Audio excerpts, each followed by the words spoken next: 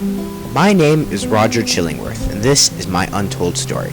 Everyone knows the so-called love story between Hester and her priest lover, and they blame me for being the angry, revengeful husband who embodies true evil, but no one knows my side of the story.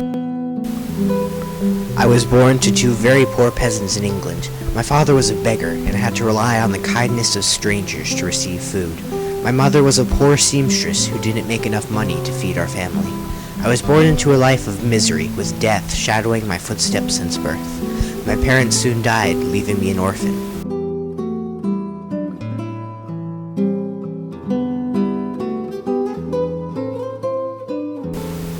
With an unusual stroke of luck, the owner of a local asylum found me and took me in.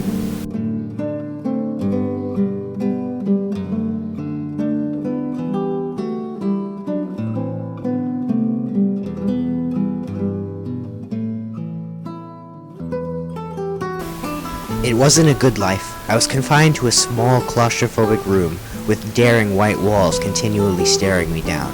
I was almost constantly alone. The doctors treated me like a liability than a child, and I didn't receive any parental love or the life a normal child should have.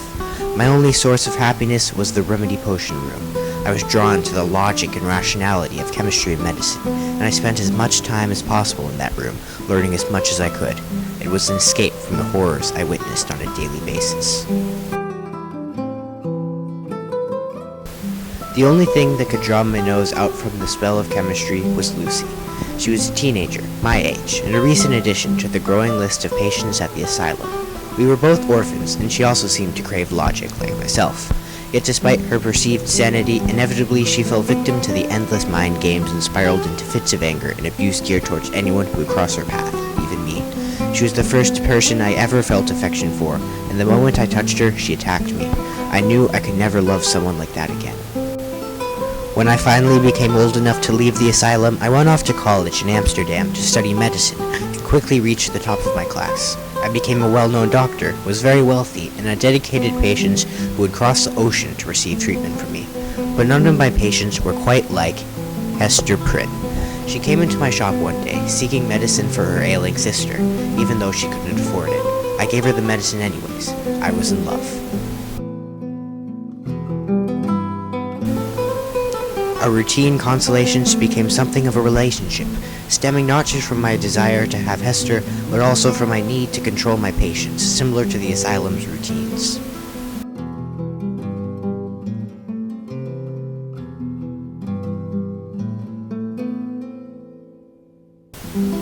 Hester, on the other hand, needed a way out from poverty and saw the opportunity I had to offer.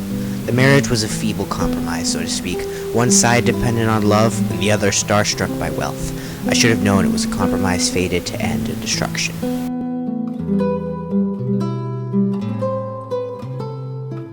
I followed Hester everywhere she went, did routine checks on her closets and drawers, and prohibited her from cooking anything for herself. It was what I thought was love. For me, love equaled dependence.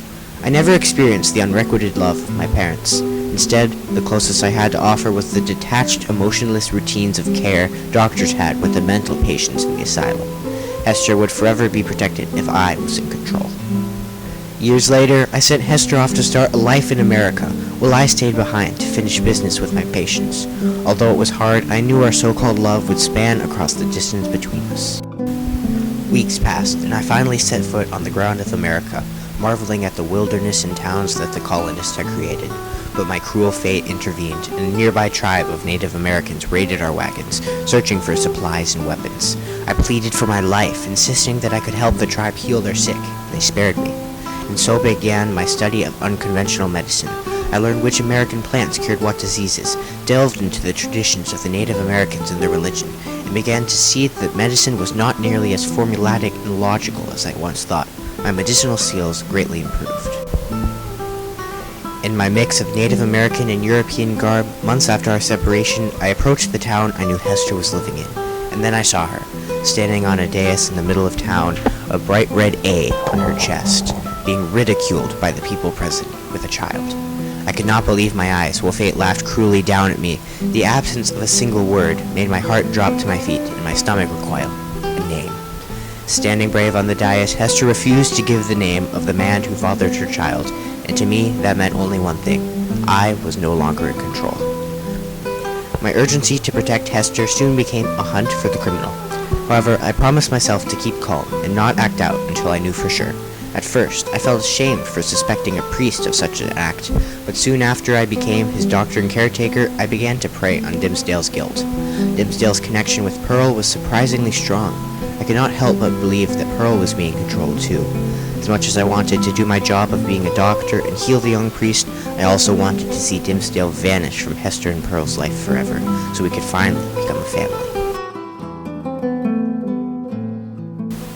Weeks later, watching from the edge of the crowd, I saw the young priest confess to his crimes and die, while a white A formed in the sky. I looked longingly to my wife, knowing that my time on earth was coming to a close, and wished one last time that she would love me. But I was content, knowing that she was no longer being controlled by Dimmesdale, and knew she would be strong enough to survive on her own. I looked one last time at Pearl, the girl who would never have a father growing up. It would be hard, but I did it, and so could she. In my heart, I knew she would accomplish great things, and in my will left her the entirety of my fortune. With my fate coming to an end, the shadow of death that followed me for my entire life closed in. I, Roger Chillingsworth, took one last look into the sky, took my last breath, and returned to death like an old friend.